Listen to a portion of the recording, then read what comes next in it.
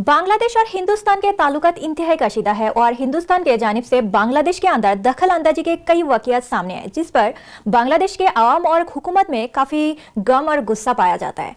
बांग्लादेश से इस वक्त पाकिस्तान से ताल्लुकात बेहतर बनाने और एक डिफेंस एग्रीमेंट के लिए आवाज़ें उठ रही है। इस सब पर बात करने के लिए हमें ज्वाइन किया है बांग्लादेश से जर्नलिस्ट जीवन अहमद सरकार और पाकिस्तान के पॉलिटिशियन कामरान साइद उस्मानी। आप लोगों का बहुत शुक्रिया हमारी शो पे ज्वाइन करने के लिए। नेक्स्ट क्वेश्चन मैं मिस्टर कामरान साइद उस्मानी आपको करूंगी। हमने देखा है कि बांग्लादेश से जब से शेख हसीना को निकाल दिया है, उन्होंने इंडिया जाके बैठे हैं और तब से हिंदुस्तान लगातार बांग्लादेश के खिलाफ तशद्दुद पर उतर आए, तो आप इस बारे में क्या कहेंगे? जी बिस्मिल्लाह Nigar, thank you for having me in this show. और जहाँ तक ये बात है कि हसीना वाजिद वहाँ जाके बैठी हैं, उसके बाद से जो इंडिया है वो बांग्लादेश के साथ बड़ा एक एग्रेसिव रवैया उन्होंने स्टार्ट कर दिया। इसमें निगार मेरी दो तीन ओपिनियंस हैं और जो बदलते हालात मैंने देखे हैं, मुझे जो चीज़ नज़र आ रही है उसमें बहुत से फैक्टर मैटर करते हैं। पहली बात तो ये कि बिलियन ऑफ डॉलर्स जो है वो इंडिया ने इन्वेस्ट किए हुए हैं बांग्लादेश के अंदर एक अनसर्टेन और अनडेमोक्रेटिक इन्वायरमेंट को क्रिएट रखने के लिए। ठीक है, जब उन्हें नज़र आ रहा है कि उनका बिलियन ऑफ डॉलर्स जो है वो वेस्ट हो रहा है, तो जाहिर है फिर वो इस तरह की हरकतें या इस तरह पेनिट्रेट करने की कोशिश करते हैं। अब सवाल बीच में ये है कि बिलियन ऑफ डॉलर्स बांग्लादेश क्यों इन्वेस्ट करता है बांग्लादेश के अंदर, इंडिया जो है वो बांग्लादेश के अंदर क्यों इन्वेस्ट करता है।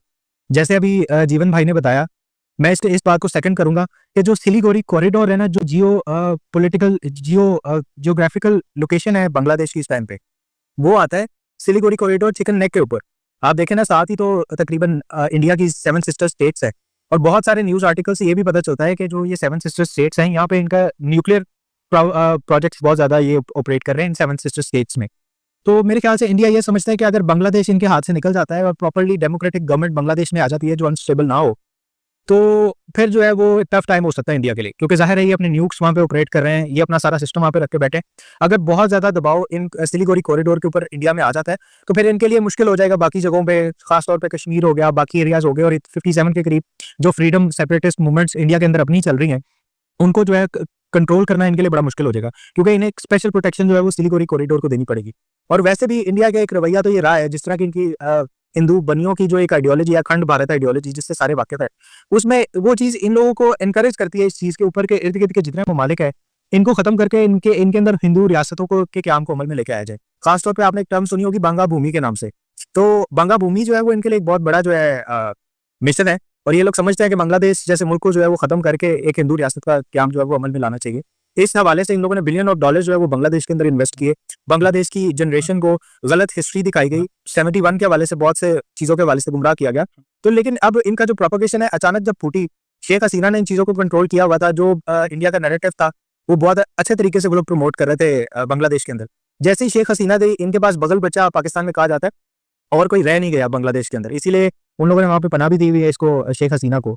तो न्यू जनरेशन जो है उन्हें जब पता चला, और खासतौर पे जो हम लोगों ने 2022 के बाद से काम शुरू किया था, उससे फिर बहुत ज़्यादा एक अवेयरनेस आई बांग्लादेश की नई जनरेशन को। इस चीज़ का पता चला कि जो पाकिस्तानी है वो हमसे नफरत करने वाले लोग नहीं है।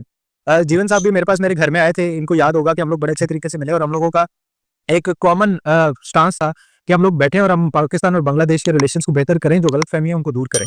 तो इस हवाले से जो न्यू जनरेशन है वो अब बहुत ज़्यादा मेच्योर हो गई है, वो चीज़ों को जानती है और वो इनके फैलाए हुए बिलियन ऑफ डॉलर्स जो है उनको निगलेक्ट कर चुकी है। तो ये एक बहुत ज़्यादा पैनिकिंग सिचुएशन है इस टाइम इंडिया के लिए। जी मिस्टर जीवन, मैं आपको अगला सवाल ये करना चाहती हूँ। आपको तो पता ही है कि बांग्लादेश और इंडिया का अभी दुश्मनी बढ़ते जा रहा है, सही बात जो है। तो इस हालत में पाकिस्तान के साथ अच्छा ताल्लुकात बनाना और डिफेंस रिलेशन को बेहतर बनाने के लिए क्या क्या करना चाहिए, आपको इस बारे में क्या ख्याल है? जी थैंक यू। पाकिस्तान के साथ मिलिट्री डील वो ज़्यादा अच्छा होना चाहिए, इसलिए क्योंकि पाकिस्तान हमारा पहले भाई था। वो जो जो पाकिस्तान था मशरबी मगरबी, जो टूटा हुई जो सियासत था, उसके बारे में मैं नहीं बात करूँगा। तो इसलिए पाकिस्तान का जो एनिमेशन जो फैक्ट्री है वो ज़्यादा इंडिया से ज़्यादा बेटर है। उसका जो ये तो मेरा कहना नहीं है, वो जो डिफेंस एनालिसिस है उन्हें पता है, जो पाकिस्तान का जो एनिमेशन फैक्ट्री है उसका जो मिसाइल सिस्टम या डिफेंस सिस्टम, जो बॉर्डर का जो हल्का मानी आर्म्स है वो ज़्यादा बेटर है, और हम डील कर सकते हैं मिलिट्री कॉर्पोरेशन अच्छा हो। मगर ये हिंदुस्तान वो ज़्यादा नहीं देंगे, इसलिए नहीं देंगे 15 ईयर्स तो उसका इन्वॉल्वमेंट है बांग्लादेश के बाद। वो जो पड़ोसी मुल्क है और बॉर्डर एरिया ज़्यादा हिंदुस्तान के करीब है बांग्लादेश। तो वो ज़्यादा अभी भी सियासत मेरे साथ कर रहा है, जो कॉन्स्पिरेसी कर रहा है। अभी भी इंटरिम गवर्नमेंट है, वो इलेक्टेड गवर्नमेंट नहीं है। वो जब नेक्स्ट ईयर में जो इलेक्शन होगा, उसके बाद जो गवर्नमेंट आएगा, वो इस तरह बातचीत कर सकते हैं जो पाकिस्तान के साथ किस तरह मिलिट्री डील होगा, अदर्स बिजनेस होगा, किस तरह आगे बढ़े हम, वो हो सकते हैं।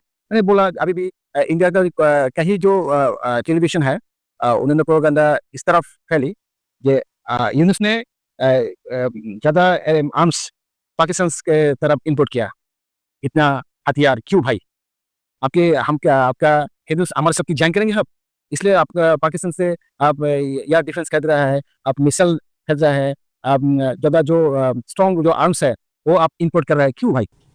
ये ज़्यादा प्रोपेगेंडा हिंदुस्तान का है। जी, जो कार्गो शिप गए तो तो वो लोग इसमें कह रहे हैं कि उसमें भी मिसाइल गए हैं। आपको तो इस बारे में पता ही है। मिसाइल गिरा है। जी, प्याज के साथ उन्होंने कहा कि प्याज गए हैं, चीनी गए, उन्होंने कहा कि उसमें मिसाइल वगैरह भेज दिया। RDX जी जी मिसाइल भी RDX भी रहे, आपके एंटी टैंक मिसाइल बांग्लादेश तरफ आ रहे हैं। बांग्लादेश के साथ उसका अभी भी ये प्रोपेगेंडा किया है, बांग्लादेश के साथ पाकिस्तान के साथ न्यूक्लियर वेपन्स डील हो रहा है।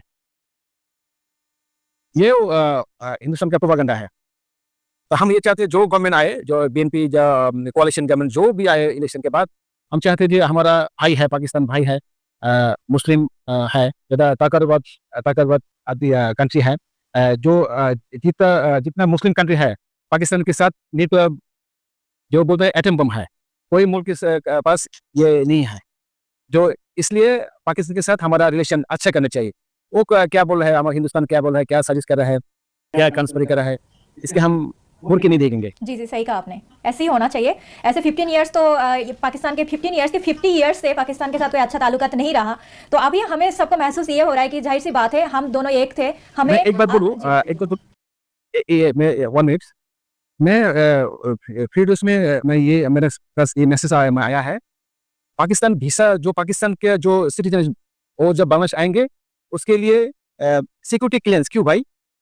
सिक्योरिटी क्लियरेंस क्यों? वो जब जो मेरा जो हाई कमीशन वो जो उसका मर्जी है, वो आपके वीसा देगा यस और नो। हिंदुस्तान के लिए पाकिस्तान का क्या ना वो अलग बोल बात सकते हैं कि आपको सिक्योरिटी की अलग बात है कि भाई हम तो हिंदुस्तान की कोई प्रोविंस नहीं है।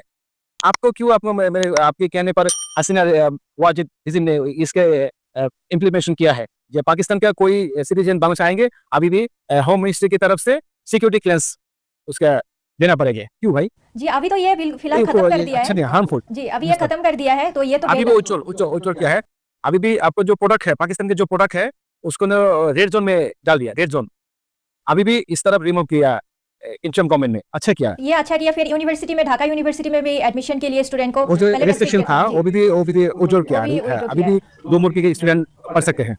जी जी, सही कहा आपने, ये बहुत अच्छा किया इन्होंने। इसी तरह डिफेंस रिलेशन भी बेटर करना चाहिए, ताकि अगर अल्लाह ना करे हमारे ऊपर बांग्लादेश में कोई भी अटैक हो या कोई भी किस्म का मसला हो, पाकिस्तान हमें सपोर्ट दे सके एटलीस्ट। मिस्टर कामरान लेकिन इसके लिए साहिब, आएंगे भाई, हम तो पाकिस्तान जी पाकिस्तान से कोई अटैक हम भी आएंगे। जी जी मैं इसमें एक कमेंट भाई देना है। चाहता हूँ। इसमें मिलिट्री अलायंस इस तरह के तरीके से होना चाहिए कि पाकिस्तान की एक मिलिट्री बेस जो है वो बांग्लादेश में होनी चाहिए, और हम इनवाइट करेंगे कि बांग्लादेश भी अपनी एक मिलिट्री बेस जो है वो पाकिस्तान में आके बना जी जी, आपने सही कहा। उससे बहुत सारे फायदे हो सकते हैं, मिलके पूरे रीजन के अंदर बहुत अच्छा एक एनवायरनमेंट क्रिएट हो तो सकता है। आपको क्या लगता है कि अभी फिलहाल बांग्लादेश और पाकिस्तान के रिलेशन बेटर करने के लिए ये डिफेंस का क्या ताल्लुकात कैसे बढ़ाना चाहिए? आप अगर इस बारे में- देखें निगार, बहुत सी चीज़ें हैं इसमें, लेकिन सबसे पहली चीज़ ये है तिजारत या फिर जो टूरिज्म है ना, वो उस जगह पे होता है जहाँ पे सिक्योरिटी पॉइंट ऑफ व्यू से चीज़ें बेहतर हों। मिसाल के तौर पे अगर पाकिस्तानी बांग्लादेश जाएंगे, वहाँ पे उनके लिए कोई प्रॉब्लम क्रिएट होगी या फिर इस तरह का स्टेबल एक एनवायरनमेंट नहीं होगा, तो फिर ट्रेड या टूरिज्म की पहले बात करना वो तो एक बड़ी अजीब सी बात है कि मिसाल के तौर पर खुदा ना खास्ता कोई पाकिस्तानी बांग्लादेश जाता है और उसको कोई किसी किस्म का कोई नुकसान होता है, तो वो बजाय चीज़ें ठीक होने के ज़रा डर में पड़ जाएंगी। तो सबसे पहले तो हम लोगों को मिलिट्री अलायंस की तरफ जाना चाहिए। मेरा अपना ज़ाती ओपिनियन ये है कि मिलिट्री अलायंस होना चाहिए। उसमें यह है कि जब पाकिस्तान आके बांग्लादेश में बैठा होगा, we are one of the finest armies in the world, ये सारी दुनिया जानती है। We have the nukes, we have best missile system और बेस्ट फाइटर जेट्स, हर तरह का हमारे पास फैसिलिटी मौजूद है। अगर पाकिस्तान बांग्लादेश के अंदर बैठा होता है एज मिलिट्री बेस, और बांग्लादेश भी पाकिस्तान में आके बैठा होता है एज मिलिट्री बेस, तो इसके बाद फिर चीज़ें बहुत ज़्यादा नॉर्मलाइज हो जाएंगी। किसी की जरूरत नहीं होगी कि फिर बांग्लादेश की तरफ इस तरह से आंख उठा के देखे। दूसरा, इन रिलेशंस को बेहतर करने के लिए जाहिर है टूरिज्म है, बिजनेस क्या कहते हैं ट्रेड्स हैं, और बहुत सी ऐसी चीज़ें, खासतौर पे कल्चरल एक्सचेंज जो है ना वो बहुत ज़्यादा ज़रूरी है। मिसाल के तौर पे जो बंगाली ड्रामे हैं उनको उर्दू में ट्रांसलेट करके पाकिस्तान में दिखाया जाए, और पाकिस्तानी ड्रामाज जो है उनको बांग्लादेश के अंदर, बंगाली के अंदर ट्रांसलेट करके जो है वो जब बांग्लादेश में दिखाया जाएगा तो एक बहुत ज़्यादा कनेक्शन फील होगा। और खासतौर पे जो यंग जनरेशन है उनको आइडिया होगा कि पाकिस्तान का कल्चर कैसा है, पाकिस्तानियों को अंदाजा होगा कि बांग्लादेश का कल्चर कैसा है। इससे एक म्यूचुअल हार्मनी जो है ना वो बहुत ज़्यादा इंक्रीज करेगी। तो मेरे ख्याल से ये एक बहुत अच्छी स्ट्रेटजी होगी कि पहले आप मिलिट्री अलायंसेस को देख लें, उसके बाद फिर क्या कहते हैं टूरिज्म भी आपका चल रहा है, फिर आपकी ट्रेड भी चल रही है, फिर आपका कल्चर जो कलेक्शन है ना वो भी जमा हो जाता है। ये एक विन विन सिचुएशन होगी। और वैसे भी पाकिस्तान में गवादर है, बांग्लादेश की अपनी पोर्ट्स हैं, और जब सारे मिलकर कोलैबोरेशन में काम कर रहे होंगे तो मैं समझता हूँ एशिया रीजन के अंदर पाकिस्तान और बांग्लादेश जो है वो बहुत ज्यादा एशियन टाइगर्स बन सकते हैं, बहुत ज्यादा एक सक्सेस की तरफ जा सकते हैं। तो अगर हम इस स्ट्रेटजी को लेकर चले तो चीजें बड़ी डिफरेंट होगी। हम तो हमेशा तैयार बैठे हैं। हम लोगों ने 2022 से ये बात शुरू की हुई है कि अगर कोई बांग्लादेश की तरफ आंख उठा के देखेगा तो हमारे लिए तो वो हम अपने ऊपर तसव्वुर करेंगे। हम तो अपने बाजू खोल के बैठे हैं कि जनाब हम तैयार हैं, आपको हमारी जहाँ जरूरत है हम आपके लिए हाजिर हैं। आपको याद होगा सिलेट में जब सैलाब आया उस टाइम पे भी हम लोगों ने प्रॉपर जो है वो ताउन की यकीन दहानी कराई और हमने कहा हमें हुक्म करें। इवन शेख हसीना की गवर्नमेंट थी, हमने उस गवर्नमेंट को कहा कि हमें बताएं कि सिलेट के अंदर आपको जिस जिस चीज़ की जरूरत है हम फौरी तौर पर लेके आ जाएंगे। लेकिन अनफॉर्चुनेटली अगर वो हमें आने देते तो फिर उनका जो मास्टर था इंडिया वो कैसे खुश होता। जी जी, ये तो है। इंडिया कैसे खुश होता फिर।